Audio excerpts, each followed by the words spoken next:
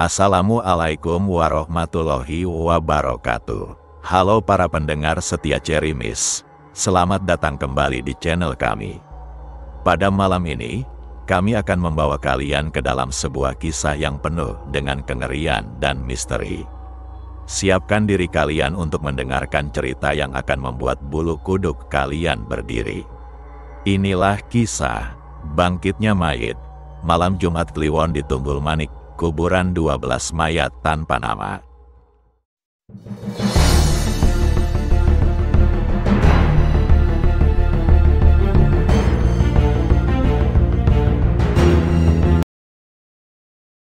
Di sebuah desa terpencil di Jawa Barat, tersembunyi di lereng gunung yang selalu diselimuti kabut tebal dan hawa dingin menusuk tulang, terdapat sebuah pemakaman tua yang bahkan warga lokal pun enggan menyebut namanya.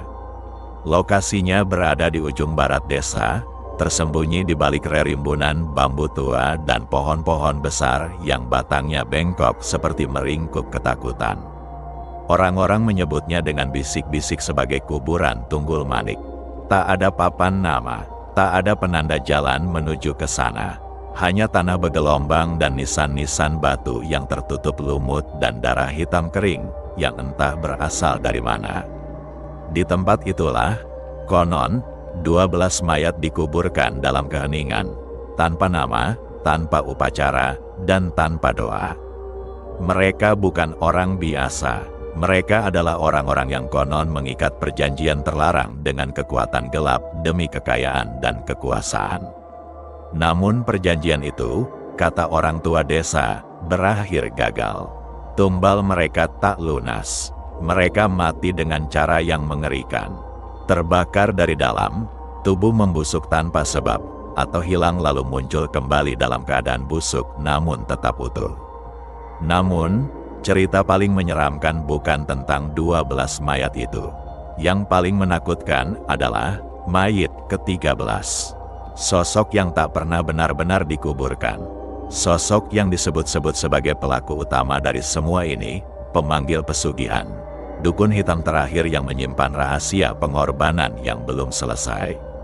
Konon, siapapun yang datang ke kuburan Tunggul Manik tepat lewat tengah malam, saat angin berhenti dan suara jangkrik lenyap dari udara, akan mendengar suara tanah menggeliat. Dari liang yang kosong itu, mayit ke-13 akan bangkit, tubuhnya penuh luka-luka yang menganga, wajahnya ditutupi kain kafan merah, dan matanya menyala merah darah. Hujan turun deras mengguyur desa, sebuah wilayah sunyi di kaki gunung yang nyaris terputus dari dunia luar.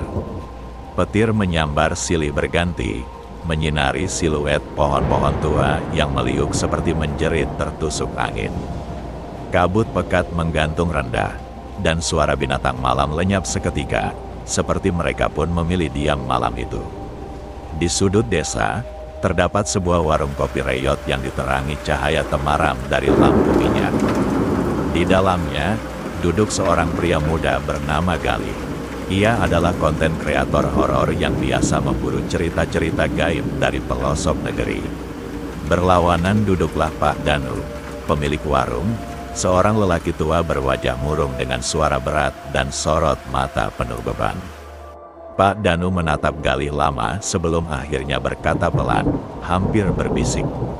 Mas, ada satu tempat yang gak pernah berani ditulis siapapun. Bahkan wartawan dari kota pun pulang tanpa hasil. Atau gak pulang sama sekali. Galih menyipitkan mata. Di mana itu, Pak? Pak Danu menarik napas panjang. Tangannya yang keriput gemetar saat menuang kopi. Kuburan Tunggul Manik, tempat terkutuk di ujung desa. Jangan pernah ke sana, apalagi saat malam Jumat Kliwon seperti ini. Galih merasa penasaran makin menguat. Kenapa? Memangnya ada apa di sana? Pak Danu menatap Galih dengan pandangan yang berat, seolah menimbang antara memberitahu atau membiarkan pria muda itu tetap hidup. Akhirnya ia bicara, nadanya berubah dingin. Di sana dikuburkan 12 orang. Bukan orang biasa. Mereka pelaku pesugihan yang gagal, yang melanggar perjanjian. Mereka dibuang di sana dikubur diam-diam, tanpa nama, tanpa doa, karena mayat-mayat mereka gak bisa diterima tanah. Galih bergidik, tapi justru kengerian itu yang membakar rasa ingin tahunya. Pak Danu mencondongkan tubuh, suaranya merendah namun lebih mengerikan. Tapi yang paling menyeramkan, bukan 12 itu. Yang ke-13, belum dikuburkan. Karena dia belum mati. Namanya, Bah Kalap, dukun pesugihan terakhir. Dialah yang mengatur semuanya. Yang membangun pemakaman itu sebagai tempat penahanan jiwa, bukan peristirahatan. Galih menelan ludah, matanya tak berkedip. Pak Danu mendekat, dan bisikannya terdengar seperti kutukan. Orang bilang, kalau ada orang asing menyentuh tanah makam itu, roh-roh 12 mayit akan bangkit. Tapi mereka nggak akan mencarimu sembarangan. Mereka cuma punya satu tujuan, menjemput tumbal ke-13. Dan kalau mereka salah orang, yang ke-14 bakal muncul. Angin dingin tiba-tiba berembus masuk ke dalam warung. Lampu minyak berkedip, lalu padam. Namun bukannya gentar, Galih justru semakin tertarik. Matanya berbinar, bukan karena antusiasme biasa, melainkan rasa penasaran yang seolah mulai merobek batas kewajaran. Cerita tentang pesugihan, mayat-mayat tanpa nama, dan sosok Mbah Kalap bagaikan bahan bakar bagi pikirannya yang haus konten mistis. Ia segera berdiri dari bangkunya, merogoh tas kamera, lalu mulai mempersiapkan alat-alatnya, kamera DSLR dengan mode malam, mikrofon eksternal, senter UV, dan voice recorder yang sudah sering ia pakai berburu aktivitas gaib. Hujan mulai mereda, namun angin malam tetap menggigit. Rintik-rintik tersisa membasahi tanah merah desa Cikangkung, meninggalkan aroma basah bercampur tanah yang tajam dan menusuk hidung. Langit masih pekat, dan gemuruh samar masih terdengar jauh di antara awan. Galih mengancing jaketnya, lalu mengenakan helm. Saat ia keluar dari warung, Pak Danu menghentikannya dengan suara pelan tapi tegas. Mas Galih, saya serius. Jangan ke sana malam ini. Bahkan warga sini pun kalau lewat jalur ke Tunggul Manik malam-malam, langsung jatuh sakit. Ada yang hilang arah, ada yang nggak pernah balik. Saya mohon, jangan nekat. Galih menoleh dengan senyum tipis di wajahnya. Senyum yang tenang, namun bodoh, karena ia belum tahu apa yang menunggunya. Tenang aja, Pak. Saya cuman mau cari penginapan kok. Nggak akan kemana-mana. Tapi langkah kakinya tetap ringan, penuh niat tersembunyi. Ia naik ke motornya, menyalakan mesin, dan tanpa menunggu tanggapan lebih jauh, ia melaju perlahan ke arah utara desa, arah yang hanya dikenal oleh sedikit orang. Arah yang seharusnya dihindari, terutama di malam Jumat Kliwon seperti ini. Dari ambang pintu warung, Pak Danu hanya bisa berdiri diam, menatap lampu motor Galih yang perlahan menghilang di balik kabut, sembari berbisik pada dirinya sendiri. Semoga kamu nggak disentuh tanahnya, nak, karena kalau iya, kamu bukan lagi penonton, tapi bagian dari kisahnya. Dini hari menyelimuti desa dengan kabut yang semakin tebal, seolah menyembunyikan dunia di balik tirai putih pekat. Suara binatang malam menghilang sama sekali, digantikan desau angin dingin yang menggerakkan daun-daun seperti bisikan halus yang mengikuti langkah Galih. Dengan senter kecil di tangan dan tas berisi perlengkapan di punggungnya, Galih berjalan perlahan menembus hutan kecil di pinggiran desa, mengikuti jalan setapak sempit yang sebagian sudah tertutup rumput liar. Keringat dingin membasahi punggungnya, bukan karena lelah, melainkan karena udara di sana seolah lebih berat dan lebih basah, membawa bau tanah lembab bercampur sesuatu yang ia tidak bisa jelaskan, seperti bau logam dan bunga busuk. Akhirnya, setelah hampir 30 menit berjalan tanpa suara, ia tiba di sebuah rimbunan bambu yang menjulang tinggi, meliuk seperti tangan-tangan kurus yang sedang menutupi sesuatu. Di bawah naungan rimbunan itu, tersembunyi sebuah area terbuka, lapang dan sunyi. Itulah kuburan Tunggul Manik. Tempat itu tidak seperti pemakaman biasa. Tak ada batu nisan tertata, tak ada jalan setapak, tak ada tanda-tanda keagamaan. Yang ada hanyalah tumpukan-tumpukan tanah tak beraturan, masing-masing ditandai dengan batu-batu kasar yang sudah tertutup lumut tebal. Di antara tumpukan itu, tanahnya basah dan becek, membuat setiap pijakan Galih menimbulkan bunyi plok-plok yang menelan suara langkahnya sendiri. Ia mengamati sekeliling, mencoba menyesuaikan penglihatannya yang tertutup kabut. Ini, Tunggul Manik, gumamnya lirih, hampir tak percaya. Di salah satu sudut pemakaman, ia melihat gundukan tanah yang tampak berbeda. Tidak ditumbuhi lumut, tidak mengeras seperti lainnya. Tanahnya masih gembur, seperti baru saja digali, namun tak ada bekas penguburan. Tak ada papan nama, tak ada bekas cangkul, dan yang lebih mengganggu, tak ada jenazah di dalamnya. Galih menggigil, bukan karena udara, tapi karena perasaan asing yang tiba-tiba menyerangnya. Seolah tanah itu sedang memperhatikannya, tapi ia menepis rasa takut itu, dan segera bekerja. Dengan cekatan, ia mengeluarkan kamera DSLR-nya, memasangnya pada tripod kecil dan mengarahkannya ke deretan kuburan tanpa nama itu. Ia mengaktifkan mode malam dan memastikan audionya berjalan. Kemudian ia mengatur voice recorder di dekat salah satu batu nisan yang paling besar, lalu menyalakan lampu senter UV untuk menyoroti permukaan tanah. Setelah semua siap, ia berdiri perlahan, menatap lurus ke arah gundukan-gundukan misterius itu, dan mulai bicara dengan suara pelan namun mantap. Saat ini saya berada di sebuah lokasi yang tidak pernah dipublikasikan di media manapun. Sebuah tempat bernama Kuburan Tunggul Manik, pemakaman terlarang di lereng gunung, di mana 12 pelaku pesugihan dikuburkan tanpa nama. Konon, jika seseorang menyentuh tanah ini pada malam Jumat Kliwon, mereka akan bangkit, mencari tumbal, dan malam ini saya di sini untuk membuktikannya. Namun suara Galih terdengar sedikit bergetar, dan di kejauhan, kabut mulai bergerak, bukan ditiup angin, tapi seperti merayap perlahan, mendekatinya. Tiba-tiba, angin berhenti. Daun-daun bambu yang sedari tadi bergoyang seolah membeku di udara. Kabut yang semula tipis kini mulai mengental, membentuk tirai putih kelabu yang mengurung Galih dalam dunia yang sepi, sunyi, dan asing. Bahkan suara serangga pun lenyap. Tidak ada dengung, tidak ada gemerisik, hanya keheningan total. Galih berdiri kaku, jantungnya berdetak cepat namun tak bersuara. Tangan kirinya masih memegang senter, namun cahaya mulai goyah.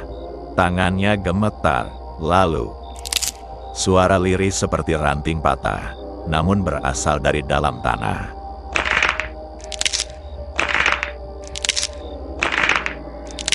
Satu persatu, tanah di sekelilingnya bergeser.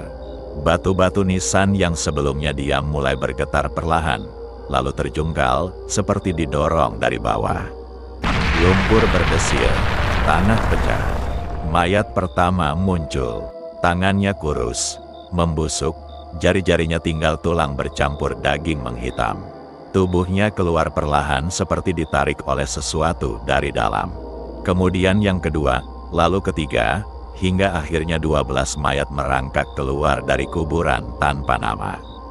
Mereka berdiri dalam diam. Tubuh mereka penuh luka busuk dan lumpur basah yang menetes dari celah-celah tulang dan kulit yang terkelupas. Namun matanya kosong tapi mengarah langsung pada Galih. Mereka tidak bergerak cepat, tidak pula mengerang.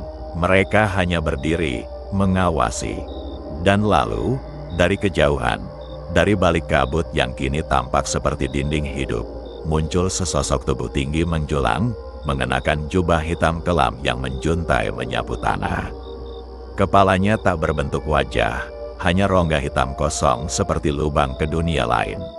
Sosok itu tidak melangkah, namun seperti meluncur perlahan ke arah Galih tanpa suara. Dan kemudian, terdengarlah suara itu. Sebuah geraman berat, dalam, dan tak berasal dari satu titik, melainkan dari segala arah. Suaranya membuat dada Galih bergetar, seperti jantungnya ditekan dari luar.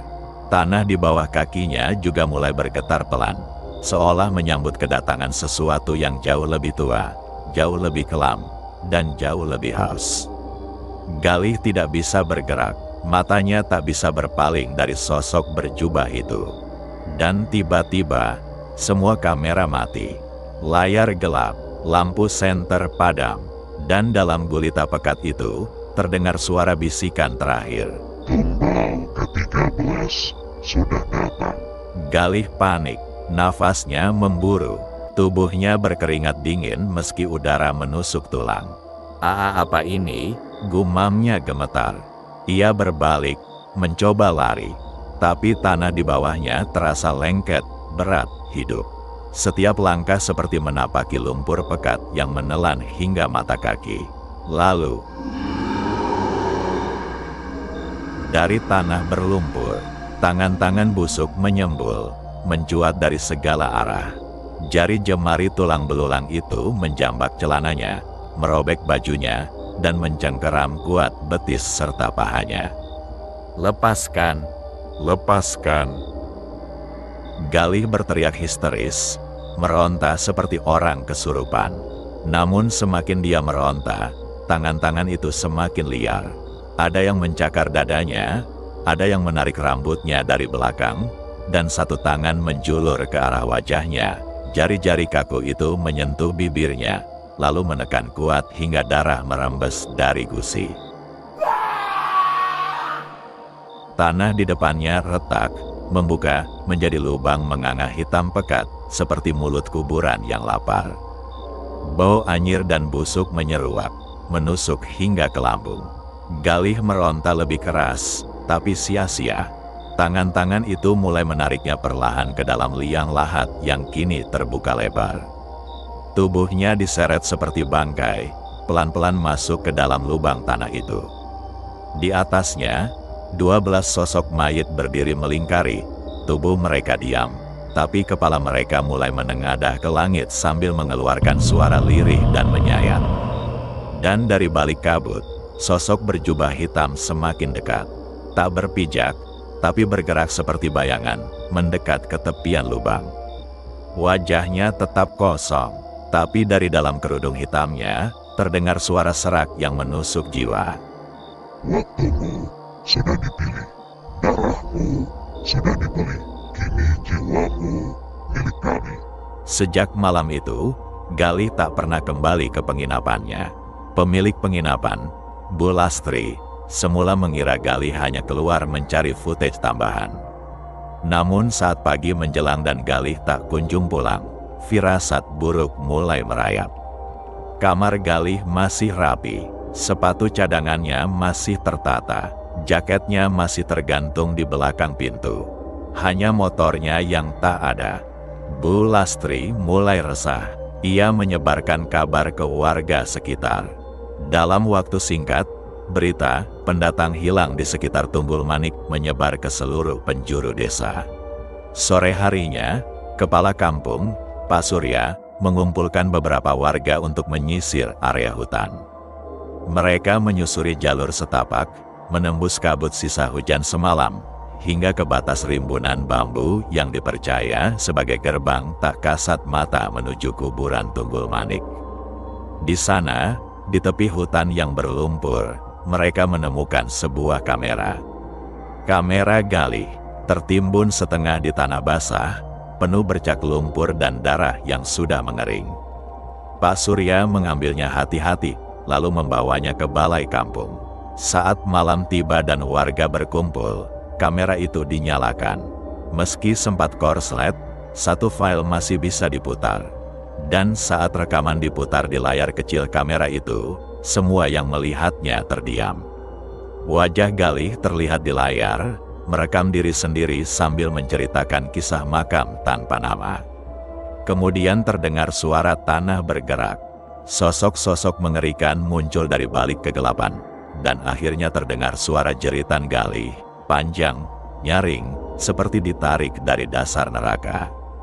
Gambar terakhir yang terekam adalah sesosok berjubah hitam menatap langsung ke arah kamera, seolah tahu sedang diperhatikan, dan kemudian layar gelap. Tak ada suara, hanya sunyi. Sejak malam itu, warga kampung sepakat tak ada lagi yang boleh mendekati Tunggul Manik.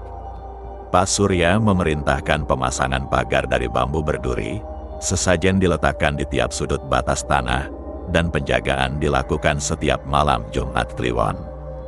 Bahkan para orang tua di kampung mewanti-wanti anak-anak mereka untuk tidak menyebut nama Tunggul Manik sembarangan.